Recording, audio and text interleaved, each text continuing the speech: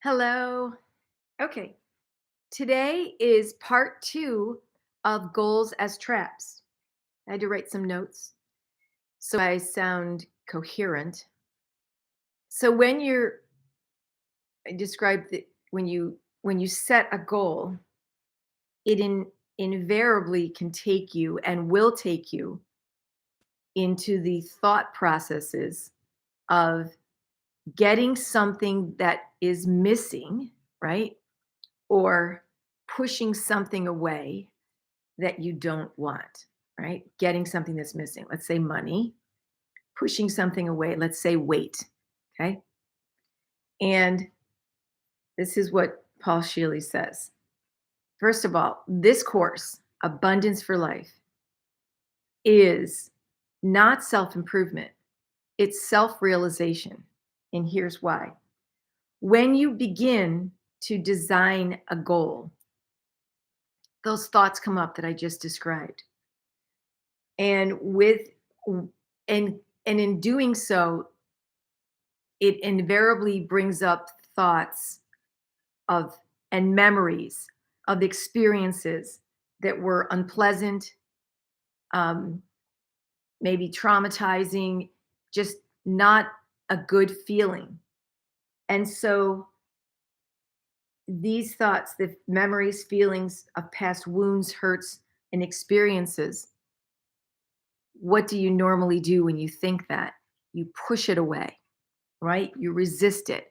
I don't want to go there. I don't want to feel that. I don't want to think of that. Your non-conscious mind, your subconscious would not your conscious mind, the other mind, which is larger, right? It's larger. It's infinite intelligence. It doesn't understand the word not.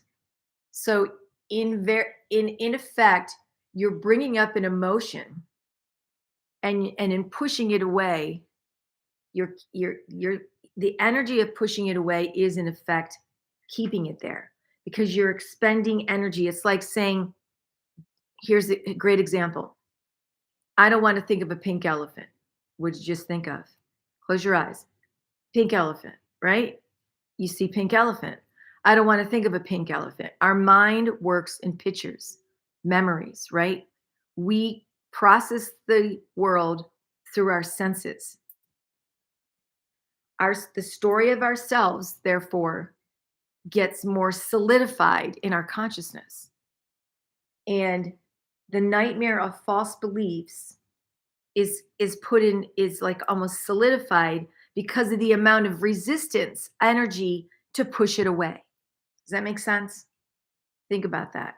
That you not wanting to think of a pink elephant, what did you think of? A pink elephant. That's the best example I can give you. So when you're trying to create something that you feel you don't have, the thought of the not having it creates the not having it. Instead of what you should begin to realize by becoming more aware of your life as it is, the gratitude that you should feel for the existence that you have right now, right? I can breathe, go outside, whatever life you have. I live here. I'm sitting on a chair. I'm sitting on a floor. I'm talking to all of that. That's the thing. That's your reality right now. That's the only thing you have is right now. And when you begin to realize that everything that you want and everything that you perceive to be out there is not out there, it's already in here. And that your resisting just keeps it at bay, it keeps it away. When you relax and you appreciate the very life you have right now, and you learn how to even start with 5 minutes of silence, mindfulness, where you are. Self-healing begins without effort, and you begin to feel more love for yourself. You begin to feel more forgiveness for yourself and others, and kindness towards yourself. And the negative thoughts that you tried so hard to get rid of seem to be a distant memory. Here's the issue. The energy the energy releasing your brilliance of there's the issue. I'm sorry. The issue is this course talks about abundance. It doesn't just mean abundance that you can see. It's the abundance that's within you. It's the it's the thoughts that you are holding back from creating that thing that you want. Whatever it is. Let's just say it's creating a meal that is from all of it's from scratch. You went out and you bought things and you made them all homemade. Whatever it is, it doesn't always have to be this grand thing that other people would make you believe you should aspire to. Sometimes I've said this many times to my family, it's the small things. Doesn't take much to make me happy. And I bet you're like that too. It doesn't take much to make you happy. And happiness isn't, I think happiness, real happiness, joy, feeling a meaning in your life. I know that's everything. That's something everybody wants.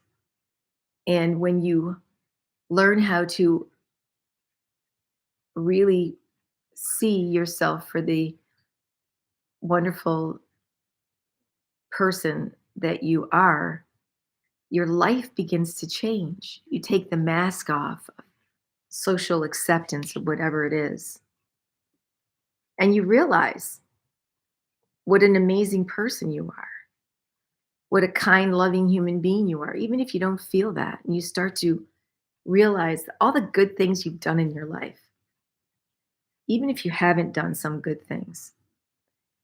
Forgiveness is the scientists have come to the conclusion that it's when you learn how to forgive yourself. I do a forgiveness prayer every day, and it's from the book The Dynamic Laws of Prosperity by Catherine Ponder. That book was written in 1950, and she was a minister. And a lot of people there's a lot of things in this book that I do every day, and that's one of them. It's a it's forgiveness prayer. It's on page 40 or 41, and it begins I'm trying to think of how it begins. God's forgiving love has set us free, and it's spending about a half an hour. And I can, if you think you have no time to do something in the morning, this is the time for yourself. 20 minutes. Start with 5 minutes. You'd be surprised the amount of time you have to devote to your well-being. And I don't mean like running miles or anything like that. You'd be surprised how you can sneak in 10 minutes, 15 minutes, 20 minutes in the morning, mid-afternoon, before dinner, after dinner. And rather than doing some of the things that you're probably doing, the payoff for those things that are easy to do and easy not to do is incomprehensible. Your life begins to change. You become more and more the person that you started out becoming when you were young, and or maybe you are young and you have all these dreams and goals, and keeping some type of time for yourself is really, I say it's like brushing your teeth every day. You need to have some solitude in your life every day, just you and some quietness. And if silence is hard for you to accomplish, it gets easier where you seek it out. Because one of the things that they say a lot at the Flow Research Collective, where I studied neuroscience, is that all the people of history, that are, a lot of them are deceased, that have changed our history, right? Through innovation. One of their practices was solitude, and that's where they got a lot of their ideas by, being alone, thinking about what they were trying to accomplish. You have the answers, but you won't get those answers if you continue to remain in noise all the time. The noise of our lives, the frenetic pace of life that we live. So it's to your advantage that you learn how to find peace of mind every day for yourself. So that's it. I hope I made that clear. There's so much in this course. I've studied so many things in my life. I love this course because it's it's deep, yet it's simple. It's simply elegant, meaning there's a lot to it. And depending on where you are in your life, there's something here for every one of us. That's why I love it. And I didn't create it. Um, it would be the kind of course that I would have said, I could have, that should be mine because I've experienced so much of this. What he's put together, Paul Scheele, I would have done, but I didn't. I didn't have to. So um, I've created a lot of things in my life. This isn't one of them, but doesn't matter. So he gets the credit because it's brilliant. It's a brilliant, and it helps so many people, and it has helped so many people. And you could even, you could call Learning Strategies. You could go to my website and start a conversation. It's my name, Lisa at Lisa Fratelli is an email address. So I will put this in here. Lisa at Lisa Fratelli. There you go. So I'll see you next time. And I hope you find some peace. Bye bye.